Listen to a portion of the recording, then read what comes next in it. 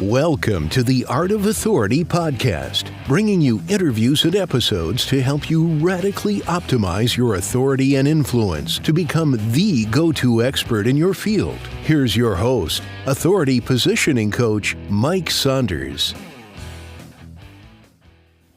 Hey guys, Mike Saunders, the authority positioning coach, bringing you another segment of the Art of Authority.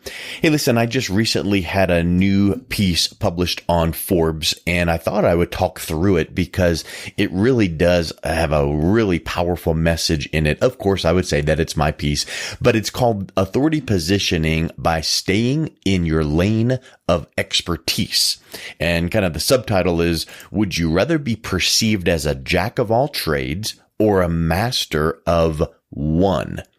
So I think that's so many times we hear that. And I found myself in my own practice years ago falling into just doing anything for anybody at any time regarding marketing. You know, oh, you need text message marketing?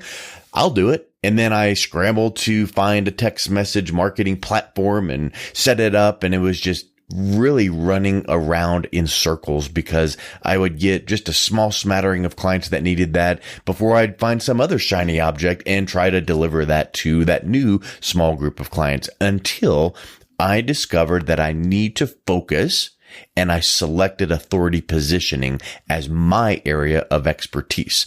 And you need to really keep this in mind because you know, what I found was authority positioning is really a wonderful way to bring brand recognition to yourself.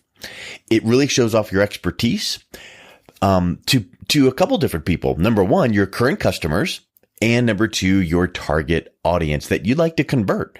And when you share your industry know-how with the public or with your target audience, it helps them realize and recognize the value of your services. Now, why would that be? Because normally you would think, well, the value of my service is on my website, on my sales page, or on my flyer that I hand out.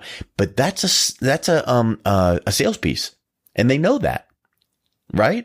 You know as well as I do that when we see sales pieces with the big headlines and the buy now and the deadline and the coupon and the, scarcity, that does work. Statistically, we know that works, but we want to rise above that. We want to distance ourselves from our competition that is doing that approach in marketing. And we want to take that 30,000 foot view, that blue ocean strategy, and we want to be the person that is becoming that educator and advocate for the success of our clients. And when we can do that, we're using authority positioning. But here's something really interesting that I said in the article. Not everything you know counts as authority positioning. Because for authority positioning to work, people need only one or two subjects to consider you as a leading authority. And if you try to represent too many skills, your true ability and the respect it should earn will get lost in the noise. Let me say that again because it's super important. For authority positioning to work, people need only one or two subjects so that they consider you as the leading authority. Because if you try to represent too many skills, your true ability and the respect it should earn will get lost in the noise. So again, would you rather be perceived as a jack of all trades or a master of one? And when it comes to digital marketing, as an example, getting views is not enough. If you put your service or your product out there on, online social media, and in the digital world, right?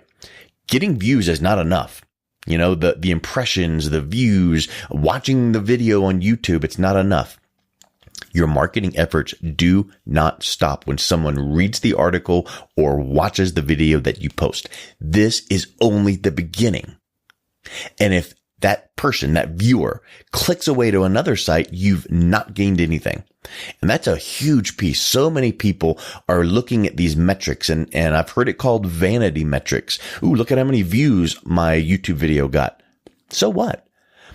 The rubber meets the road when you start engaging with people, when you start getting people to understand what you have in mind for them as their advocate in their success, solving their problem. Because when it comes down to it, they don't care about you, your background, your success, your achievements.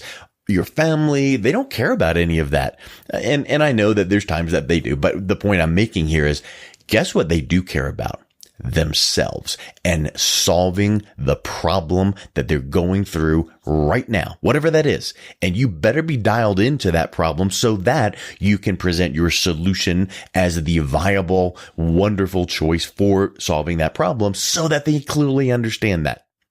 And when it's just like in a whole litany of bullet points, like, oh, and our firm specializes in 19 bullet points, it's going to get lost in the noise. You see where I'm going with this? So this authority positioning allows you to put your content to work and engage your target audience because it offers them useful information and accurate information. So think of this.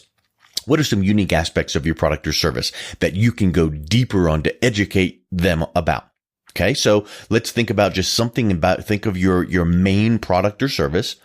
What is something unique? Now think hard because you may not think something is unique about it. And guess how you can determine what is unique about your product or service? Ask. Send a quick email to a few of your clients. Hey, just a quick question here. Help me out. Why'd you choose myself in this product or service? What was it that when you right when you made that decision, what was it that made you choose this? And listen to what they have to say. And I'll bet that you'll find one or two points that you go, you know what? That's interesting. I know about that, but that's neat. I'm hearing this recurring theme. So when you can go deeper on some unique aspect of your product or service, that shows that to your target audience that you have that industry knowledge in a really unique way because you can now talk through that on your articles, your videos, maybe if you have a podcast, or maybe you don't have a podcast, which you should, by the way, and maybe you're just looking to get on podcast shows. Now you can make sure you weave that into your interview. Okay. So knowledge is wonderful. Sharing it with your customers and leads is even better. So remember to keep your authority positioning efforts precise and to the point. Don't jump from topic to topic. Be that authority in your field, but keep that recurring theme going. And with respect to keeping things simple and clear, the more you can make your point easy to understand, while at the same time giving the audience a chance to implement it, the more your message is understood. Let me give you the perfect example. How would you explain your product or service in a 10-second, soundbite or elevator speech or unique selling proposition, whatever you want to call it, right? So 10 seconds, boom. How would you explain your product or service if you stood up in front of a leads group at your local, networking club? Think about, and hopefully right now your mind is going into, present mode. What would you say? Now, think of that statement and think of your 10-year-old daughter, niece, nephew, some relative that comes to you and says, hey, what do you do it for your job? How would you explain your job to them? Would it be using those same words? And I think that if you were to write down how you would explain your product or service to that leads group and then think about how you would explain it to your 10-year-old relative, I think it would be different because I think that you would be able to, or you would find yourself compelled to making things a little bit more simple and concise and clear and maybe explaining something in a different way without using jargon, without using the cliche words that we hear all the time in business, right?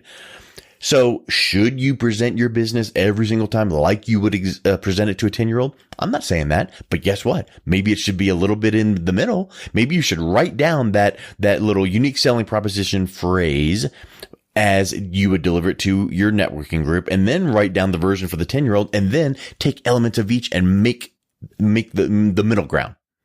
And if you would do that exercise, I think you will find your messaging clear up.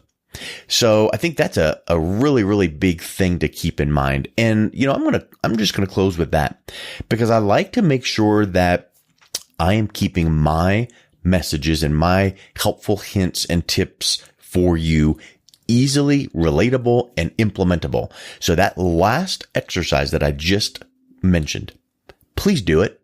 And I really would encourage you to post it up on Facebook or LinkedIn or Twitter and tag me on that post. I want to hear what you said.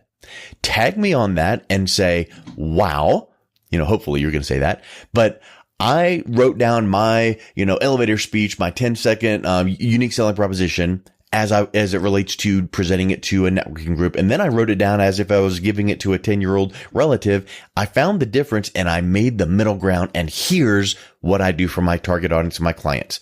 Tag me in that. I would love to see it. And until next time, remember, building your authority is your number one priority. Make it a great day. You've been listening to the Art of Authority podcast. Are you interested in building your authority positioning as the number one strategy to grow your business, brand, and influence? Book your authority audit today. This 7-point audit of your current authority position will uncover opportunities and show you how to be seen as a leading expert and authority your industry looks to for advice. Visit www.authoritypositioningcoach.com.